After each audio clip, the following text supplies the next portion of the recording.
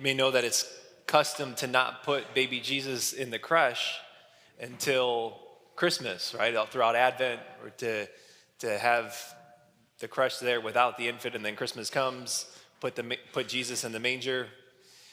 It was yesterday before the first Mass, 30 minutes before, someone came into the sacristy and says, "Father Mark, we can't find baby Jesus."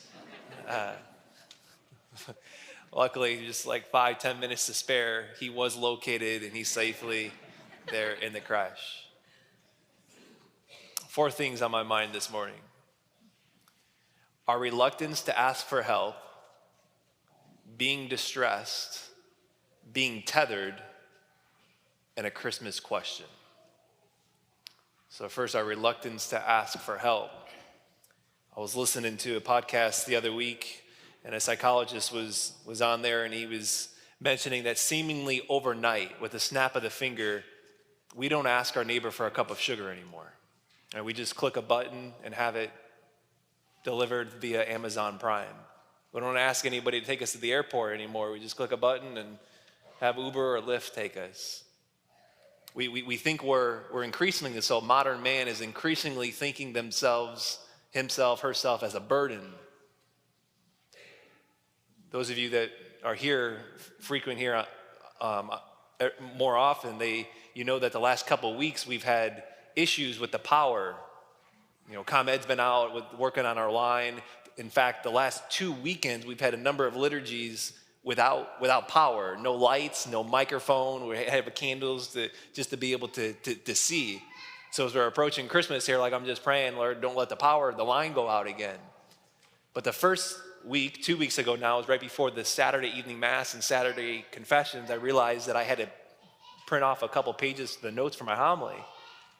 And a thought popped in my head, well, like there's no power. I can't use the printer here. So I was like, well, I'll just ask the neighbor right next to the rectory. And as soon as the thought popped in my head to ask them if I could borrow and use their printer for print off 2 measly papers, I was like, no, I don't want to bother them. I don't want to be a bother on a Saturday afternoon. So right away, I'm Googling where's the Staples at to print 2 pages. I'm Googling, like, does Walgreens do print jobs? And how far away is Walgreens? Do I have enough time to make it back? I was reluctant to ask for help. I don't want to be a burden. And this psychologist mentions that the fact that modern man's movement towards this, increasingly so, is stems from to be self-autonomous. I'm good. I don't need help. I'm fine. And he goes on to say mentioning how that's dangerous for a person, and also it's dangerous for society when we live in that mindset. And it's also the opposite mindset for us to have as we celebrate what we celebrate here today on Christmas. Which brings me to being distressed. Because when no one is reluctant to ask for help? When you need it. Like when you really need help. When you're in distress. When you're to the point when your life is at stake. When someone's drowning, they're not reluctant to ask for help. It's like, somebody help me. Save me. See, in order for us to receive the Christmas message, what we're here today celebrating, in order to receive the Christmas message, we've got to recognize the distress of our humanity. And every one of us here this morning, here on Christmas, we've got different parts in our hearts that are distressed this morning. But if we're really to pause and to really take a close and honest look within, what every single one of us will notice is the state of tension that we're in within. That there's a tug of war within. We're divided within.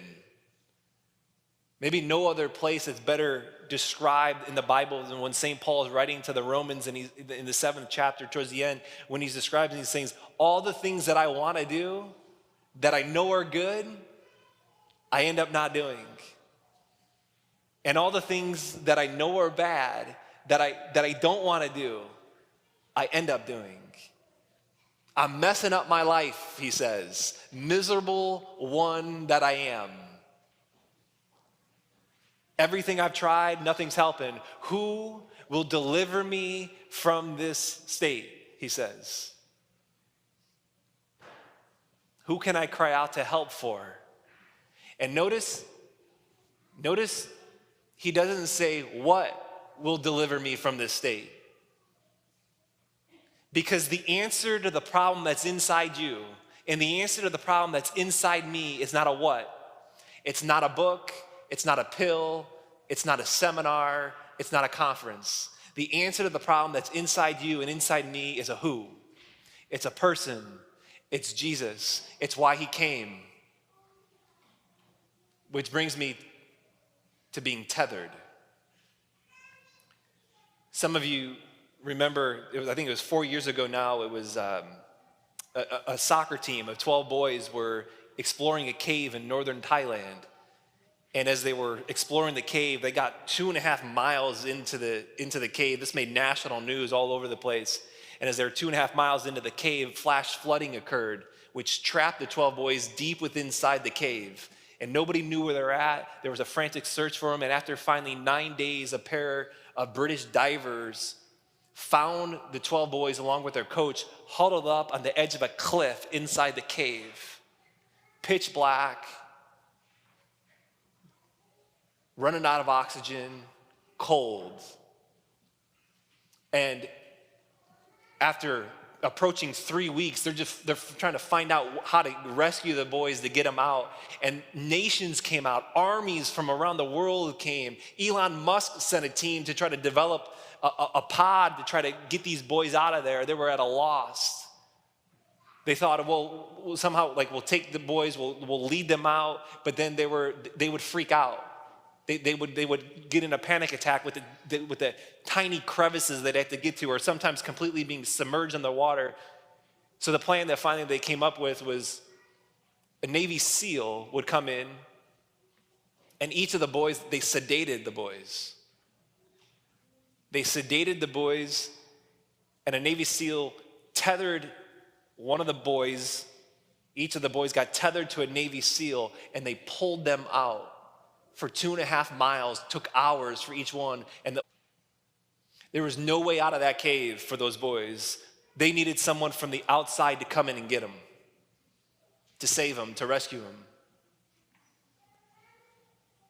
The Christmas message here, with Paul writing to Titus, we heard in our second reading, he says, when the kindness and generous love of God our Savior appeared, he's describing this day when God appeared and was born in the manger, when he took on flesh, when God our Savior appeared, not because of any righteous deeds we had done, but because of his mercy.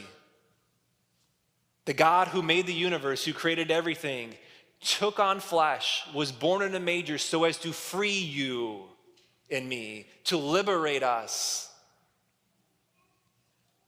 to bring us out of the darkness, the cave of darkness, the cave of loneliness, the cave of dysfunction, the cave of sin.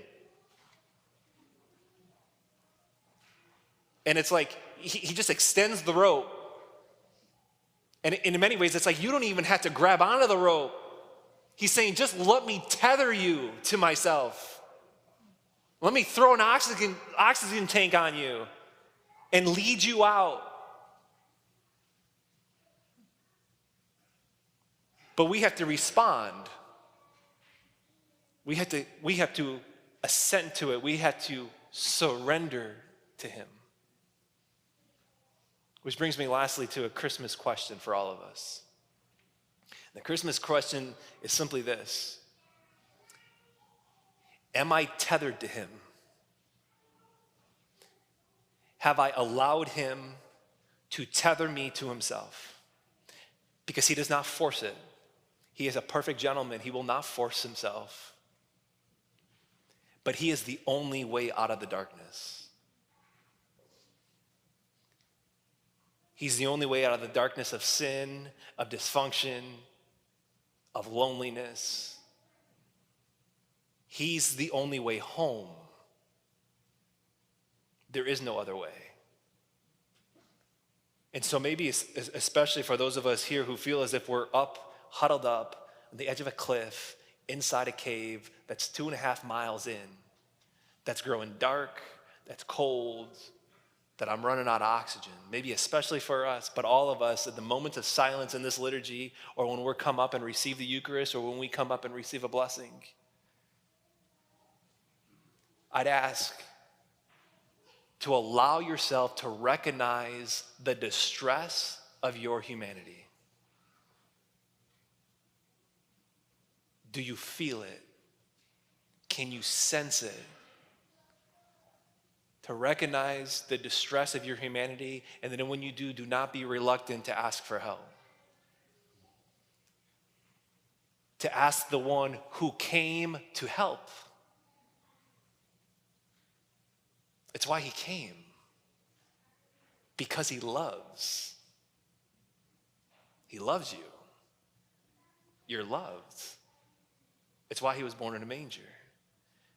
In a low spot. God became that low for you, for me. Will you allow yourself to get that low right now? To become that low so as to receive him? To allow him to tether you, to put the oxygen tank on, and to drag you out of the cave. It's why he came. Merry Christmas.